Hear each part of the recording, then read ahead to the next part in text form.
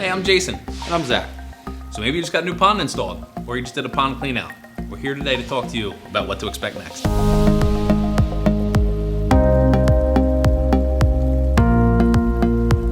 So we maintain a lot of different types of ponds out there. This video really does apply to the ecosystem ponds, either that we installed or somebody else installed, the ones that have the biological filter, mechanical filter, aquatic plants, rocks, gravel, and fish.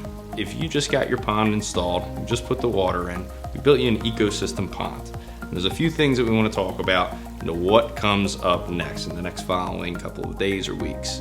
Here's a little bit of a surprise. Water quality may get a little bit worse before it gets better. Yeah, we see all sorts of different varieties. We get a green tint in the water, we get a brown tint in the water, we start to see some things growing on the rocks. This is all perfectly normal. It is an ecosystem. This is a sign of a healthy ecosystem starting to get itself developed.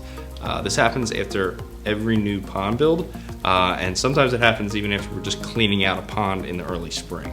We're taking a lot of water out and we're putting a new water ecology in with the rocks and water, and it's going to take some time and some cycling before things start to level themselves out and give you the water quality that you're expecting to have after a new pond or a new clean out. As nutrients start to build up and everything, something has to grow. You might get a little bit of algae.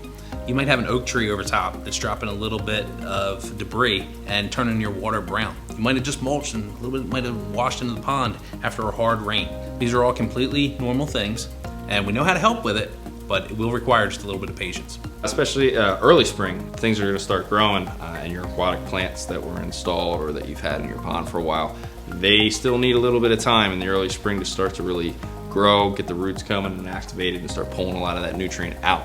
Algae doesn't need that much time, so and there's different types of algae. There's the filamentous algae that gets the water kind of looking like a little more pea soupish, and then you'll have the string algae to start to develop.